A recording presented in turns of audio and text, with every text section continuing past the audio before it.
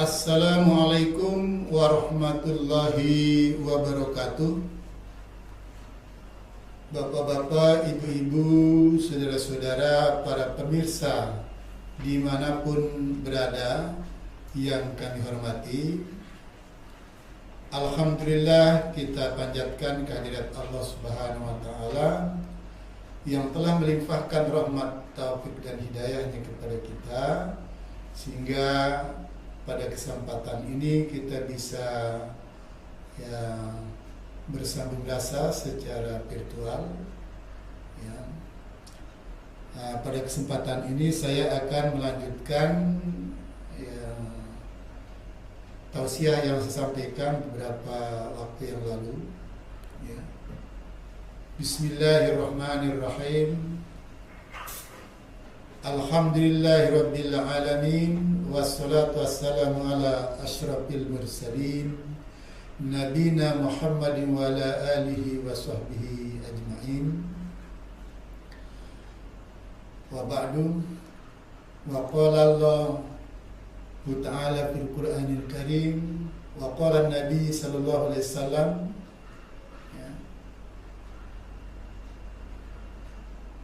man soma ramadana imanan wa ihtisaban ghufira lahu ma taqaddama min dzambi, au man qama ramadana imanan wa ihtisaban ghufira lahu ma taqaddama min dzambi.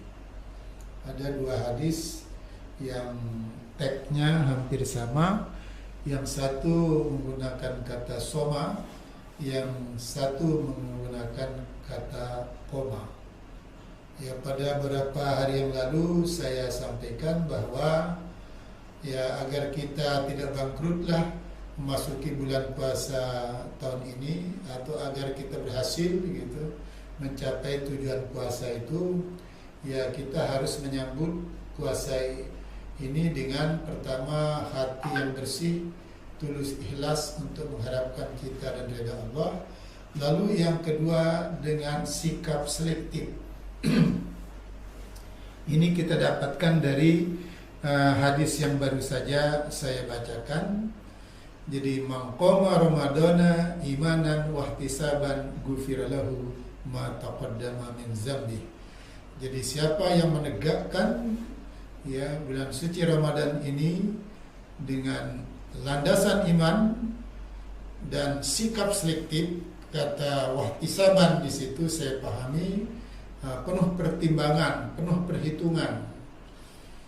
Jadi kalau iman kita fungsional, iman itu akan membimbing kita untuk mengadakan pertimbangan-pertimbangan dan mengambil sikap yang lebih baik di antara yang baik. Mengambil sikap tidak baik, dari tidak baik kepada yang baik, atau dari yang kurang baik menjadi lebih baik. Nah, itu perlu ada sikap selektif. Karena iman itu membimbing kita untuk mengambil sikap itu. Seperti pernah saya katakan, Imam Syafi'i pernah menyatakan, fakir qabla al-qawli wal amal.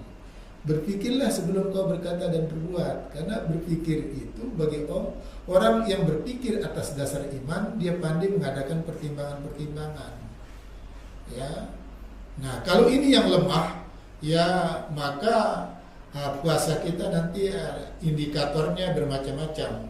Tergantung seberapa jauh iman ini bersikap selektif terhadap segala kemungkinan-kemungkinan yang akan menodai ibadah puasa kita. Nah, oleh karena itu Imam Ghazali membagi puasa itu menjadi 3 tingkatan. Tentu ini kita sampaikan agar kita bisa berupaya untuk mencari, untuk mendapatkan semua tingkatan itu. Jangan hanya satu tingkatan. Jadi Imam Ghazali membagi tingkatan puasa itu menjadi 3 tingkatan kualitasnya. Yang pertama disebut dengan istilah puasa awam, puasa am, Kenapa dikatakan puasa am? Karena pada umumnya orang bisa melaksanakannya. Bahkan mulai dari ya anak SD sampai orang tua. Mulai dari Islam abangan, maaf kalau boleh saya istilahkan begitu, Islam abangan, Islam KTP lah katakan begitu, sampai Muslim kualitatif, Islam kualitatif itu bisa melaksanakannya. Lalu pertanyaannya, cirinya apa? Puasa yang bersifat awam yang pada umumnya orang bisa melaksanakan. Cirinya pertama, ya hanya mampu ya menahan diri ya untuk tidak makan dan minum sejak terbitnya fajar sampai terbenamnya matahari. Hanya mampu menahan diri untuk tidak makan dan minum ya dari sejak terbitnya fajar sampai terbenamnya matahari. Itu cirinya. Nah, lalu yang kedua cirinya bisa menghindarkan selain makan dan minum yang bisa membatalkan puasanya dari sejak terbit fajar hingga terbenam matahari. Ya, umpamanya ya tidak mencampuri istri pada waktu berpuasa, itu mampu dilaksanakan, mampu ya untuk tidak bercampur suami istri. Mampu dia masih sholat, walaupun sholatnya kadang-kadang tidak disiplin, gitu. Ya hanya sholat sendiri, gitu. Nah ini antara lain ciri-ciri puasa awal.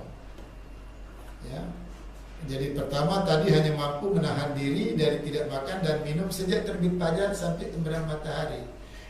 Ya, ini yang disinyalir oleh Nabi. Kalau hanya kemampuan kita sampai di situ, Allah tidak pernah berkeberatan kalau kita tidak meninggalkan makan dan minum. Nah, karena puasa semacam ini semua orang bisa melakukannya. Ya, mulai dari anak kecil ya sampai orang dewasa, mulai Islam abangan sampai Islam berkualitas gitu. Itu bisa melakukannya. Tapi ini penting. Nah, gitu ini penting.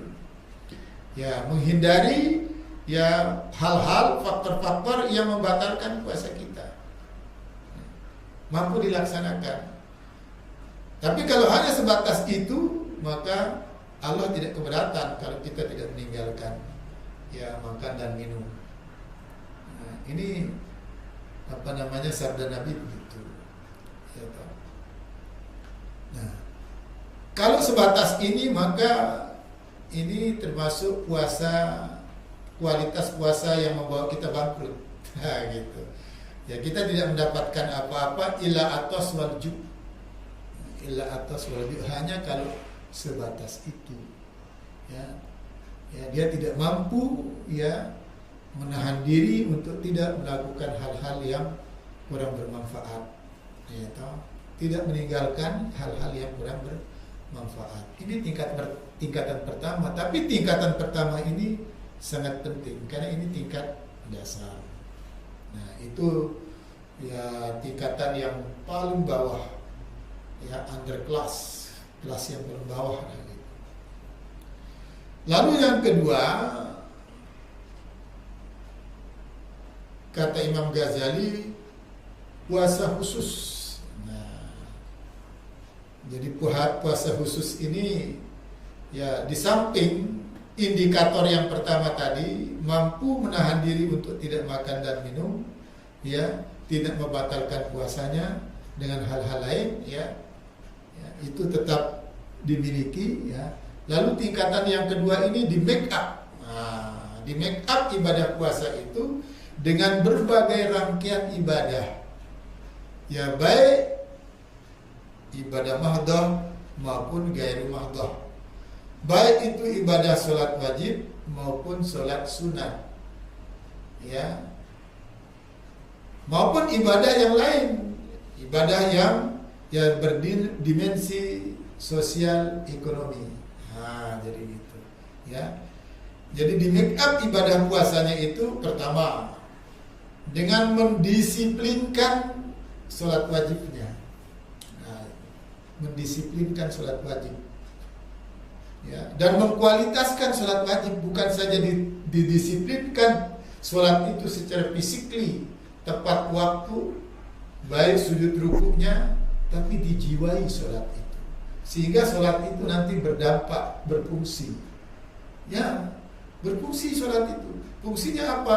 Tanha anil fahsya'i wal munkar, mencegah untuk melakukan yang fasad dan munkar. Ya, mencegah pelakunya untuk melakukan sesuatu yang tidak bermanfaat. Makanya gampang itu nanti kalau sholatnya sudah tegak, mesti dia artinya faliyakul khairan. Dia hanya mengatakan kalau yang baik baru dikatakan. Kalau tidak mampu mengatakan yang baik, awliyasmut atau diam. Nah, dia diam. Kenapa? Karena sholat itu sudah fungsional untuk mencegahnya berkata yang kotor. Ya, tetapi sebaliknya mendorongnya untuk mengungkap kaulan-kaulan yang ma'ruf. Ya, jadi kaulan ma'rufah, kaulan karimah, kaulan sadida, kaulan maisuro, dan macam-macam itu nanti. Nah, itu contoh. Ya. Nah, lalu yang kedua, di make up lagi sholat itu dengan apa? Dengan berbagai macam sholat sunat. Nah, sholat sunat itu banyak sekali. Sholat rawatib yang mengiringi sholat wajib, baik di depan maupun di belakang. Ya, kecuali sholat subuh, setelah sholat subuh tidak ada sholat sunat rawatibnya atau tatawunya, atau setelah sholat asar. Nah, jadi seperti itu, ya, di make up. Nah, lalu tradisi kita sudah berabad-abad ini, umpamanya sholat sunat yang lain,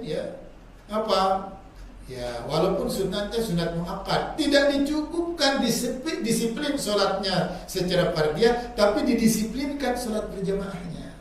Nah, gitu. Didisiplinkan sholat berjamaahnya, ya, baik di rumah atau di masjid, di musola, ya, karena ada tuntunan Muhammadiyah, ada keputusan Muhammadiyah. Kalau kita berada di satu tempat, di satu daerah, di mana di tempat itu ada yang kena COVID positif umpamanya, ya.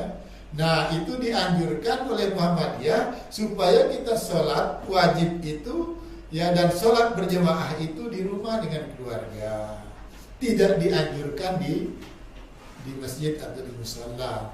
Tetapi kalau di tempat kita tinggal, di daerah kita itu tidak ada yang kena COVID, silakan, dianjurkan kita untuk sholat berjamaah, baik di musala, di masjid, begitu. Nah, terus di backup juga dengan ibadah-ibadah sosial yang lain, mengeluarkan sedikit rezeki untuk kepentingan orang berbuka. Ya, ini juga bagus karena banyak orang yang masih tersendat-sendat hidupnya secara ekonomi, perlu kita bantu, Nah, jadi seperti itu. Lalu di make up lagi dengan apa? Tadarus Al-Quran dan lain-lain. Baik di rumah maupun di masjid boleh. Di make up lagi dengan mendengarkan ceramah-ceramah, baik secara offline maupun secara online. Tidak malas mendengarkan tausiah-tausiah. Nah, jadi seperti itu, ya. Pokoknya di make up ibadah puasa itu dengan berbagai rangkaian ibadah, ya, baik ibadah mahdoh maupun ibadah gairu mahdoh itu ditingkatkan. Ini contohnya tadi. Lalu yang ketiga, puasa khususul khusus. Nah, puasa yang tingkatnya paling tinggi. Ya, indikatornya atau syaratnya apa? Dia memiliki syarat yang pertama tadi. Ya, tingkatan yang pertama dimiliki, tingkatan yang kedua dimiliki, di make up dia dengan berbagai macam ibadah, ibadah spiritual, ibadah sosial, ibadah ekonomi, secara ekonomi itu dilakukan ya toh, dengan memberikan santunan ya kepada berbagai pihak yang sangat membutuhkan. Nah, lalu yang ketiga ini tingkatan yang paling tinggi ya.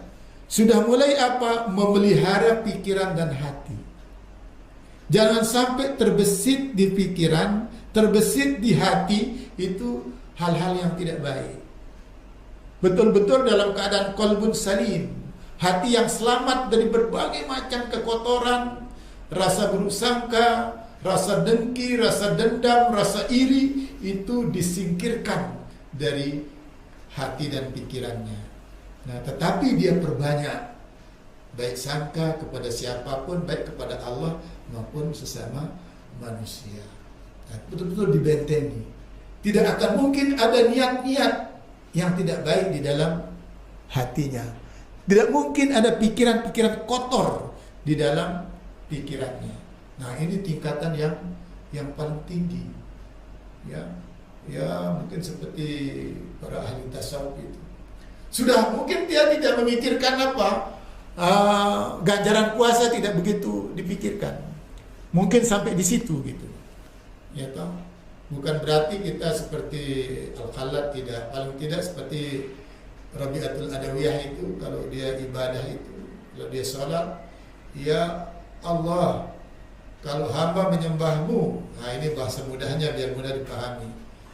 Kalau hamba menyembahmu karena surgamu ya Allah, ya jauhkan hamba dari surgamu. Ora apa-apa, ne pemain.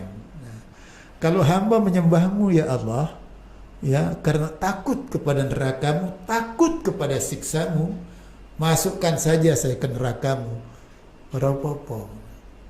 Tetapi kalau hamba menyembahmu ya Allah karena rasa cinta dan mengharap ridhomu ya Allah, maka kulit saya setipis kulit bawang ini tidak akan mampu menahan panasnya api nerakamu. Wah, gitu. Dia betul-betul beribadah ya hanya mengharapkan cinta dan ridha Allah. Nah, ini harus tingkatan yang paling tinggi ini. Di samping tingkatan pertama, yang kedua ya, lalu kita serahkan semuanya kepada Allah. Ya, kita akan merasa rugi, merasa sedih bila apa? Bila cinta dan ridha Allah tidak bisa kita gapai. Tetapi kalau Allah sudah mencintai, meridai kita, semuanya jadi kecil. Masuk surga gampang. Kan gitu, masuk surga. Ya kan, masuk surga itu adalah dampak dari keredaan Allah. Kalau Allah tidak reda, ya tidak bisa. Nah, di sini letak kata kuncinya. Ya, kita dengan harapan, kenapa ini saya sampaikan 3 tingkatan ini? Biar 3 tingkatan ini kita gapai, kita satukan, sehingga puasa kita betul-betul dapat mengantarkan kita menjadi orang-orang yang haqqatuqatih, ketakwaannya hak kepada Allah tanpa batas waktu dan tempat. Nah, sampai mengantarkan kita paling tidak masuk ya ke bulan suci Ramadan yang akan datang, kalau Allah menghendaki ya memberikan kesempatan kepada kita. Nah, saya pikir ini ya kata kuncinya 3 tingkatan itu ya perlu kita pahami, kita semangati, kita proses ya dengan kerja keras ya begitu. Nah, mudah-mudahan ya apa yang saya sampaikan ini, tingkatan puasa ini dapat memberikan satu daya sugesti atau pengaruh kepada jiwa dan pikiran kita untuk berupaya secara maksimal menggapainya. Saya pikir ini mudah-mudahan menjadi harapan kita semua ya. Billahi fi sabilil haq wa fastabiqul khairat. Assalamualaikum warahmatullahi wabarakatuh.